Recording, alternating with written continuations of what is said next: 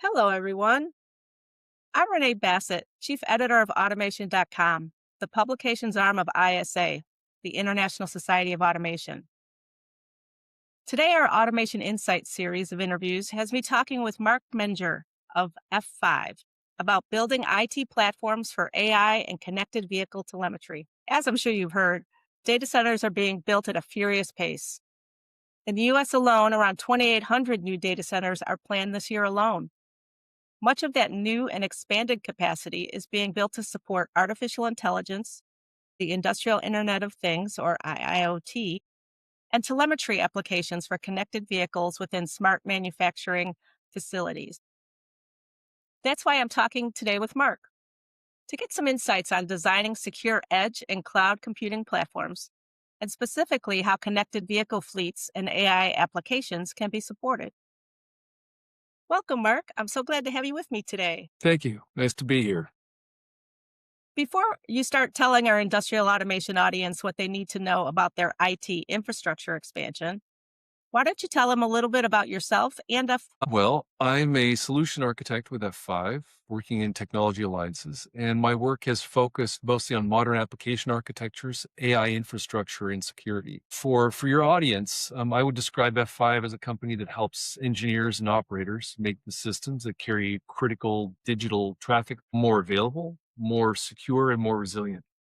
And so that helps manage ingest into brokers and APIs, protecting communication paths, enforcing policy, and helping distributed systems behave more predictable. And so, what I'm interested in today's topic is that connected vehicles and industrial and mobile and remote systems are turning telemetry into a platform engineering problem. And so once that happens, uptime, trust, scale, and operational control become central concerns. well, you sounds like you have exactly the right background we need to dive into this discussion. So why don't we start with you telling us about the challenges you see facing industrial and smart manufacturing companies when it comes to supporting all of their connected vehicles and telemetry? So, as I see it, the main challenge is that connected vehicles are no longer occasional data sources. Whether we're talking about road fleets or warehouse AGVs or mining haul trucks or other industrial remote or mobile equipment, they're constantly generating operational data at a scale and a frequency that changes the architecture around them. For OT teams, I think the challenge is no longer just getting data from A to B.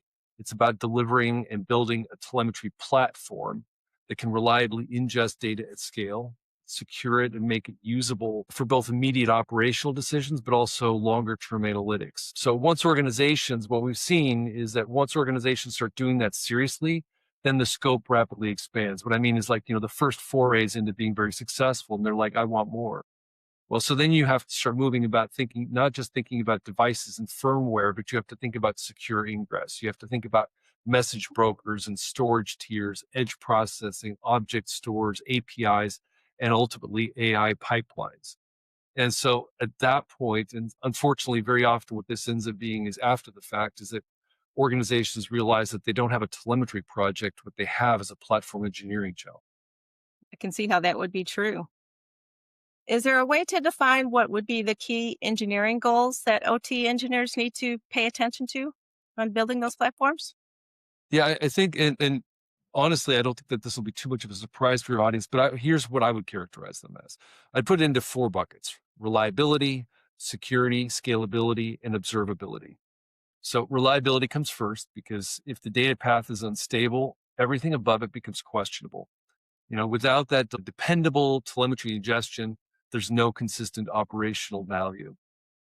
Security matters because telemetry can and often does include business sensitive information, safety relevant signals, and in some cases, personal data. And it's also important to remember that security supports reliability. If the platform is vulnerable to abuse or denial of service attacks or unauthorized access, then that transitions from being an operational problem to a cybersecurity problem. Scalability matters because as I mentioned earlier about, success and being, wanting to scale solutions once we see the first forays are very interesting and highly valuable, that telemetry footprint ends up growing faster than people expect. So you get more vehicles, more sensors, richer data, and more systems try to consume it all.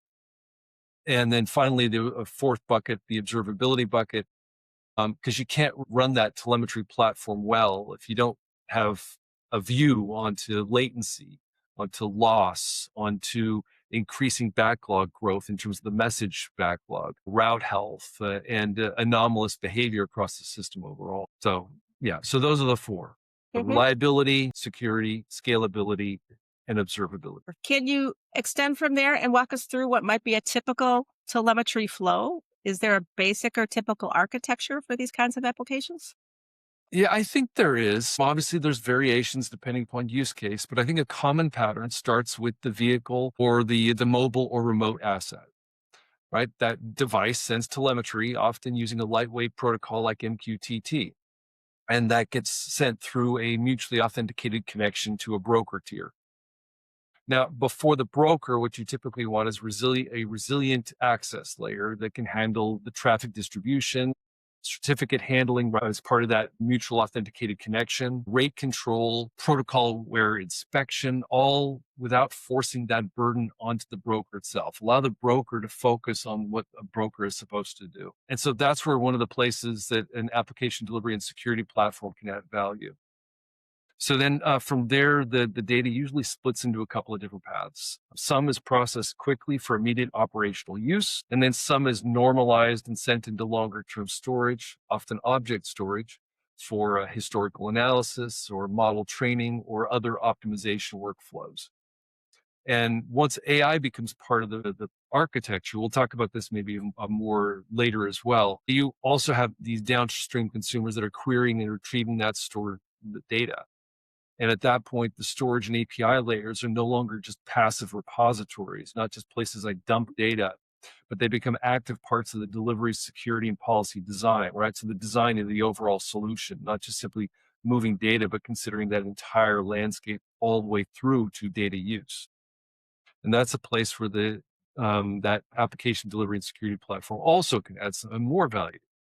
So by protecting and optimizing access to those data services, rather than leaving every storage component to solve those concerns independently and often inconsistently. So anyway, blah, blah, blah. The long and the short of it is that the simple flow is there's the device, there's secure ingress, then there's a message or a broker tier, then there's processing, edge processing that's done, there's durable storage, and then more elaborate analytic or AI consumer processing.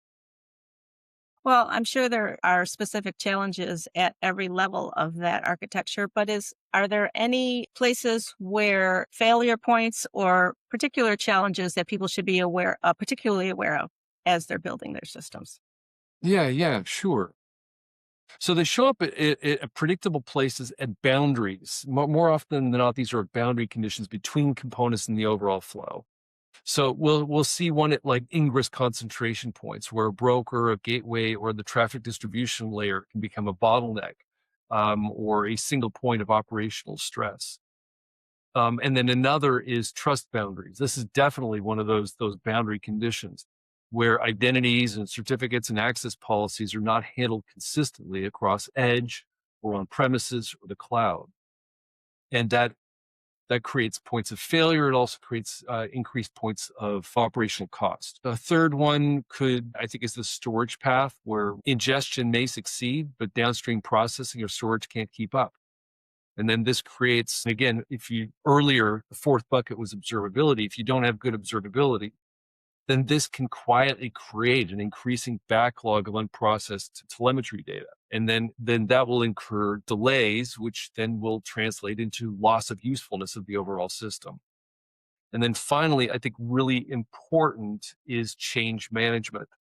So the software policy or certificate updates that are a component of the overall solution can affect live telemetry flows in ways that can be hard to detect quickly. And when the adverse impacts are identified, can be very hard to roll back cleanly. So in practice, the biggest problems don't start with the sensor. They start in the assumptions around routing, around trust, around buffering, storage, and very importantly, operational change. Well, and I'm sure there's particular challenges with different types of applications. I'm particularly curious about high volume telemetry applications that might involve video or LiDAR or anything else that seems like it could be a resource hog. Yeah, yeah, and we see that with some customers of ours as well, that large data streams and these scenarios become highly impactful. The broad architecture of the solution essentially remains the same, but it's the economics, the kind of the network economics and the timing involved in these kind of transfers of data that become significantly changed as a result of adding large data streams. And so what you end up encountering is that you can no longer assume that all of the raw data can be shipped or should be shipped centrally, to your on-premises data center or perhaps cloud, Mhm. because bandwidth and latency and storage implications just simply become too large.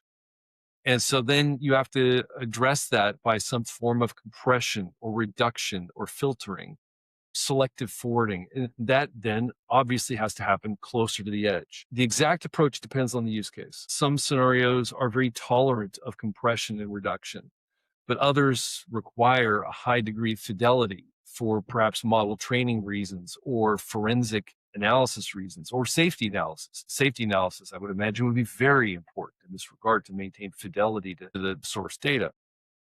So the architecture remains similar, but the details in terms of like what and how things are being transferred become dependent upon intelligent edge decisions about what to keep, what to ship, and what to act on locally. Well, you got to my next question, which is about edge computing. Is there anything more about what's different or special about considerations about processing closer to the edge? Yeah. So I alluded to this just a moment ago. I would say that a simple statement, and for your audience, they may go, "Yep, this is just simply reinforcing what we already know." Is that a clean rule for processing at the edge is when the outcome is dependent on locality, latency, or intermittent connectivity, right? Because in a lot of these cases with remote or mobile assets, the connectivity is not always there. And so then what do you need to do with this data? How you need to process it is then influenced by that dimension of the overall problem space as well. And then you want to process on premises or centrally when the value comes from fleet-wide context or longer time horizons, or simply requires heavier computation, right? These are like the generative AI. These are not something, the solutions that necessarily can be deployed or operated at an edge location. Certainly not the large language models. So I think that essentially, I think that that's the key point. In terms of some other issues that relate to edge and have more to do with data locality, edge processing may also become more attractive when data sovereignty or residency, or in some cases, cross-border handling constraints make it undesirable to move all that telemetry centrally, meaning that Mm, I have this device and I've collected the data in one location and I cannot move it in its raw form to a central location because of some regulatory constraint, some data sovereignty constraint. And the best I can do in that regard is kind of hand wave at the problem, simply because one, those sovereignty, those regulatory constraints are inconsistent globally. There is no mm. like one uniform pattern, and they're emerging rapidly. They're still an evolving state. But that balance point between compute and processing at the edge and filtering and compressing at the edge and processing centrally ends up being done, they both end up being done in most mature organizations. And so then the real design work, and this can't be trivialized, this is really significant design work, is deciding where the various decisions belong. What am I going to do at the edge and how am I going to do it? What do I need to do centrally? What do I need to do on premises? This question might be a little deep in the weeds, but I'm interested in high volume or large data sets and concerns about updates that go out. In the OT environment, updating computer systems can be a challenge when systems Mhm. have to be running all the time. What can you say about that? Well, so I agree with you entirely, right? So the issue there is amplified when the data path, as you mentioned, right? When the data path is already under operating under heavy load, right? It's already nearing capacity. Then you have very little headroom for adopting change, especially bad changes. An important lesson from the IT side of the organization is that the most dangerous part of the update possibly would not just necessarily be the change itself, but also the period of mixed state when the change is propagating across a distributed system. So in a telemetry system, that can mean that some of the brokers and the gateways and storage services are operating with the new behavior while others are still operating on the old behavior. And this can result in intermittent loss, inconsistent policy enforcement, possibly partial authentication failures. And then once again, as I mentioned a couple of times earlier with regard to observability, if you don't have robust observability during that period, backlog growth could start to quietly start to increase. And so from a design goal perspective related to this particular issue, I think you put your finger on a very important design concern, is that the system needs to be designed for graceful change, observable change. I really want to highlight the observability, an important piece of the puzzle, and reversible change. So that you have controlled rollouts and that you have an ability to rapidly roll back and an ability to divert traffic to healthy paths if something is going wrong. Because especially in the case of OT systems, right? When something goes sideways, it's not just a software issue. It immediately becomes an operational continuity issue. And so when the teams are designing their solutions for the updates, as you're talking about, they need to design from updates under stress. So they should not be considering like, oh, everything's ideal and then I run the update. It's I'm operating at peak conditions for some reason, or I'm in a recovery state because I've had some network disruption. And so I've got a lot of data backlogs, some message backlogs that I have to process through, and I simultaneously now have an urgent need to do an update. And you should be designing the system for those conditions, not just the ideal. That makes a lot of sense. Makes a lot of sense. It gets to sort of our next big topic, which is the whole idea of security, because those disruptions can happen for a number of reasons, some of them organic, some of them malicious. And so we want to be able to talk about security concerns around all of this and how it might be addressed through the architecture. So I'm going to go with the number 4 again, like last time, in terms of. So I'll say that there's going to be just like the 4 buckets before. I think the 4 buckets from a security perspective are trust, access control, protocol, and API protection, and then the 4th new novel bucket of AI control. So so from a trust perspective, right, strong encryption is obviously essential for that communication. But I would argue that mutual authentication is a critical piece of that as well. So that means that your certificate handling has to be disciplined, because any weak practices related to those those security certificates will quickly become systemic risk issues. Mm. From an access control perspective, not every component, service, or user should be able to reach every other component. This is, I mean, especially given your audience, this is 101 stuff, but it's worth repeating, right? Which is make sure that clear trust boundaries exist and that they're implemented because they matter. Protocol and API protections. So these telemetry and control interfaces should not just be reachable. They have to have inspection, validation, and protection against abuse. And it's important with regard to that that assuming that something is supposed to simply be on a corporate network, that I'm safe, has been proven to be an erroneous assumption. And so you should simply be designing for these abuse protections from the get-go with an eye towards a more secure posture. And then the 4th one I mentioned earlier is AI-specific controls. So if AI systems are consuming or querying the telemetry drive data, they should not automatically inherit broad human style access. There's a lot in the news about very exciting and ambitious projects to do this, and there's lots of possibilities. I don't deny it. I'm excited as much as anybody else. But an AI agent retrieving maintenance-related data from a telemetry data store should have tightly scoped credentials. It should have very bounded ability to access that data, it should not by any means have unrestricted access to everything that a human analyst might be allowed to explore. And then I want to like just basically underpinning, the broader concerns with regard to security. I want to point back to, a topic we discussed a little bit earlier in which we said security is part of reliability. All of these things are critical foundational pieces to keeping the system up and running reliably. So it's always important to consider that this is not just security qua security. This is security in order to keep the system reliable. Makes a lot of sense. You five and others like you from the IT world probably have some important practices and other things that they can share with OT professionals about what is done on the IT side that OT professionals either need to be aware of and reassured by or need to implement in their own OT environments. So what could you say about that? So what I would say with regard to this is that the IT counterparts, the IT colleagues for our OT audience are often trying to solve a broader class of problems than classic network access control. So they're dealing with things like denial of service resilience, API abuse. We mentioned certificates before.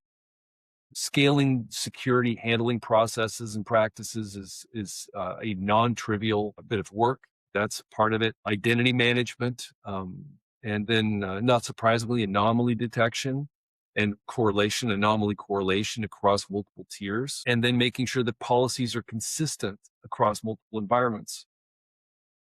So I would say that's what they're doing, what the IT folks are focusing on. But in concert with that, and while I think that there's value in what they're doing in collaboration with OT, it's important to remember that these controls can't just be dropped into an OT environment unchanged because they have to be adapted to the timing and reliability and safety realities of operational systems, right? It's a different world. There's different concerns and constraints. And so the best outcomes that we've seen with our customers usually end up happening when OT brings in the operational constraints and IT will bring in platform controls. And so the goal is not to have one team or one practice absorb the other, but it's to combine their strengths. Don't lose what either side is best at, but do a 1+1 = 3 type of approach. hmm hmm From an F5 perspective, this is where our capabilities like secure ingress and traffic management, API protection, and the rest, DDoS resilience, can help centralize a lot of those functions instead of leaving every backend component to implement them independently. Right? The inconsistent implementation of these kind of practices is one, it's cost ineffective, but two, in terms of being able to respond to emerging threats when your policy landscape is inconsistent and kind of balkanized in nature, it means that your ability to respond rapidly is compromised. You had mentioned that compliance is something that's rapidly changing and that there aren't a lot of good standards out there right now. Do you have any uh, thing to be said about what's useful for securing IT platforms supporting OT systems and data with regard to the compliance side? So I'll give it my best shot here. I would start by just simply pointing to the things that your audience are already very familiar with. It was ISA 62443 hmm gives you a practical way to think about zones and conduits, risk-based controls, the life cycle concerns that we were talking about earlier from an update perspective. And also, very importantly, shared responsibility across multiple personas, right? Owners, integrators, suppliers. So you've already got that. Continue to use that. hmm And then likely, very obviously, pair that with the NIST SP 882, because that's also focused on OT security in a way that respects performance, reliability, and safety constraints. So in that case, I'm just basically reading your wristwatch to you, right? Which is like, hmm you guys already know this. These are the things that, hmm and all I want to say there is like, this is stuff that, yeah, it still applies. In terms of expanding your horizons a little bit, there's a couple of things that I would suggest that the OT teams become familiar with, or at least talk to their IT colleagues about. The ISO 27001 is important because it provides an organizational structure for formal information security management and risk management. And then NIST's cybersecurity framework, CSF 2.0, the most recent, is useful because, again, from a broader enterprise perspective, it gives a common way of organizing cybersecurity risk. And then finally, and this is less pointing to a standard and more simply a topic of conversation with your IT colleagues, which is so if identity and access architecture are part of the modernization effort, and quite frankly, they should be, then it helps to be aware of zero trust concepts. Depending on who you talk to, right? There's varying levels of maturity in that space. But essentially what that means is that the IT teams, essentially, I referred to this earlier as well, they don't assume that simply being on the right network automatically means that a system should be trusted. And so Mm. how your organization has chosen to implement zero trust or zero trust architecture will be highly influential on how that kind of collaboration occurs. Mhm. And then finally, and we mentioned this earlier as well, you need to pay attention to data sovereignty and data governance requirements because those are more and more relevant, especially in connected vehicle environments. Offhand, I can't recall the exact, like in the EU, they have some very specific guidance around connected vehicle data. So obviously that has to apply here as well, especially in the collaboration with the Mhm. And then finally, if AI is part of the platform, treat AI governance frameworks as a supplementary addition to the broader landscape that we just talked about. Again, as I mentioned earlier, it's almost not worth calling out specific things like, well, beyond maybe the EU AI Act. But the space is highly volatile. It's still expanding. And it's inconsistent. If your organization operates at a global scale, then you are going to have many different regulatory frameworks that you have to concern yourself with and adapt to. So doing that research in collaboration with the IT colleagues is an important part of this space as well. And again, all of this is about supplementary, right? Start with the OT stuff that you already know. That is your foundation. There's common cybersecurity stuff like the 2001 and the NIST CSF that I talked about. And then there's the stuff that's still very much developing. And all of that together is going to be part of the problem space slash solution space that Mhm. IT and OT collaborate on.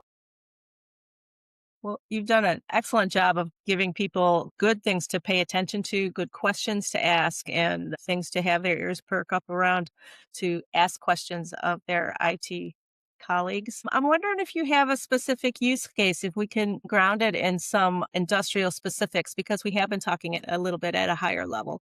So there's a couple that spring to mind for me. And so there's the warehouse example, AGVs, right? In that environment, the central issue is reliable connectivity and predictable telemetry and command paths. If those paths become unstable, then orchestration suffers and critical warehouse workflows can slow or possibly more likely come to a halt, which is obviously very business impacting. So the supporting infrastructure has to eliminate single points of failure and preserve continuity across hardware, software, and in some cases also site level failure scenarios.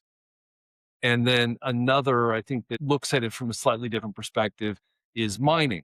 In this case, the big opportunity is long-term reliability and maintenance intelligence. Right? These mining devices, the trucks, Yes. exactly, they're extraordinarily expensive assets, right? They operate in very demanding conditions, and so in this case, the telemetry is not. It's not about operating the vehicle. It's about making sure that we have good data around predictive wear, about scheduling maintenance more intelligently so that you can, in aggregate, improve overall asset utilization over time. And so in that case, the platform challenge is not only the real-time communication, but it's also very much about durable and long horizon telemetry collection.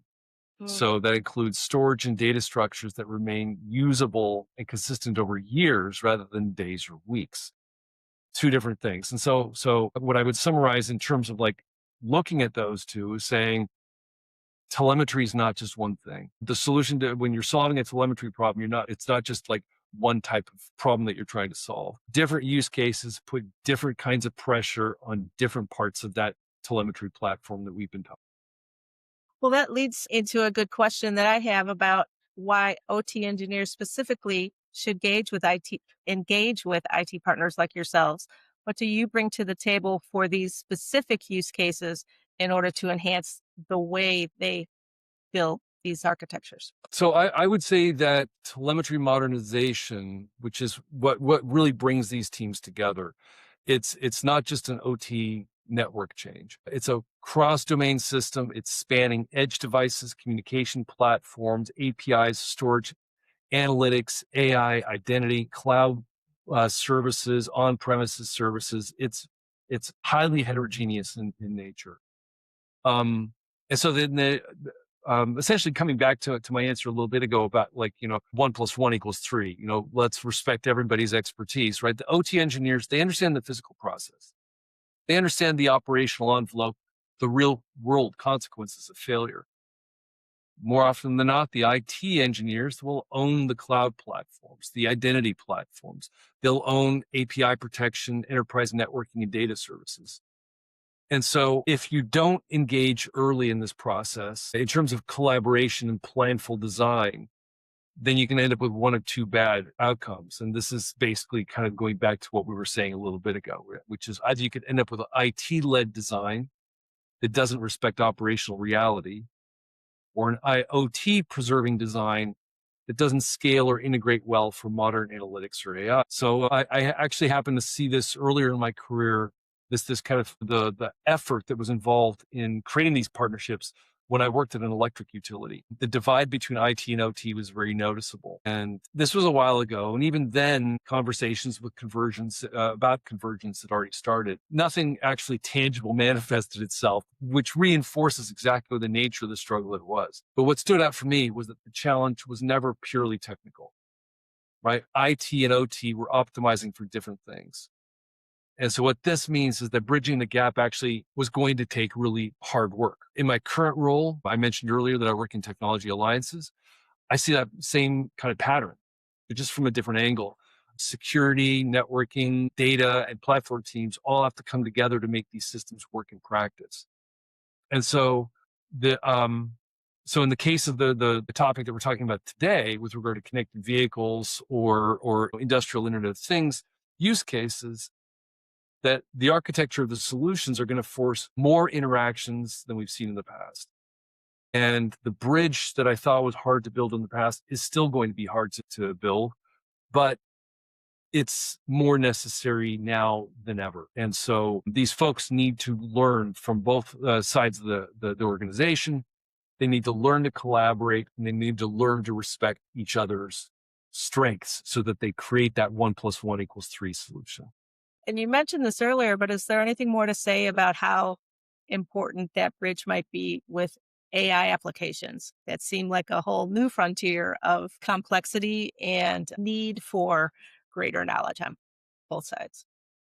So I think there is some of my thoughts I think may be obvious or straightforward, but here's what I'm thinking regarding this is that it changes both the value and the demands on the telemetry system. Right? The value has changed because telemetry plus AI can support more sophisticated forms of prediction, detection, optimization, and just generally more rich operational insights. But it also increases the demands because AI systems at least current systems, are very sensitive to data quality. They're very sensitive to latency in terms of access to that data. Access control and governance is important, while the systems themselves are not necessarily concerned with access control. We, as folks operating these systems and working in these businesses, do need to also be concerned about access control and governance in a way that we weren't before. And if the telemetry platform that we've been talking about is not reliable, if it's poorly secured, if it's difficult or impossible to govern, then the introduction of AI is not going to fix that. In fact, what it's going to do is amplify the consequences. I guess in summary, with regard to that, the point is that, like, there's lots of opportunity to do really remarkable stuff and deliver really high value to customers and to businesses. But it comes with a requirement from an engineering perspective to make sure that we're designing and implementing really robust systems. Another piece that I just want to highlight, and again, for your audience, this may be obvious. There's so much hype about generative AI that whenever we say AI, a lot of folks are, think, oh, generative AI. I think, GPTs and the like. But certainly in this case, this is not just a generative AI story, right? In industrial vehicle scenarios, connected device scenarios, a lot of the immediate operational value still comes from traditional machine learning, predictive maintenance, anomaly detection, health forecasting, more, kind of fine-grained operational optimization. These are things that are using traditional machine learning technologies. And so these are things that can actually be done closer to the edge and don't require the significant compute horsepower that generative AI solution does. So so we got the machine learning, and then we have generative AI, which is acting as a complementary layer to help more in human interactions, right? Helping technicians and operators and business users interact with the diagnostics and the operational knowledge and maybe even the historical knowledge more effectively that's being gathered through these telemetry platforms. I think I've made the point. I think you have too. I appreciate that extra insight, and I know our listeners do too, because this is, as you said, it's a rapidly changing environment and also a multi-layered in terms of complexity and possibilities. So it does make sense that we touch on all the areas that we can. Is there any parting thoughts you'd like to share with our audience, perhaps specifically about F5 and what they're able to do to support these kinds of applications for my listeners? Sure. So, with regard to connected vehicles and industrial mobile systems and remote systems, I really think organizations should be thinking in platform terms, right? I mentioned that early on, that it's not just a data transmission problem, it is a platform problem when you start thinking about all of the dimensions that are necessary. I think that the hard part is not just collecting the data. That's relatively straightforward, relatively speaking. The real hard part, the design effort, is in creating a telemetry architecture that's reliable enough for operations and secure enough from a risk and compliance perspective. And then, as we mentioned, like really early on, in terms of scaling for success, you need a solution that's scalable enough so that when you're successful, you're able to rapidly get to the level that still supports the analytics and AI needs that your organization is after. And so I think this is where F5 is relevant. A lot of those delivery, availability, and security controls that matter the most have to be well engineered into the paths between the devices, between the brokers, the APIs, and the data platforms. And that's where Five's application delivery and security platform lives, is helping stabilize those boundary locations, which, as we mentioned earlier, that's the place where more often the failures and instabilities propagate from. And so by using F5's application delivery and security platform in those interstitial spaces, you increase the reliability and security of the overall solution. Perfect. Well, it has been a pleasure speaking with you today. I know I've learned a lot, and I know our listeners have learned a lot too. So I'm really glad you took the time to join us. Thank you. It's been a real pleasure. Thanks so much for the time. Take care and thank you. You too.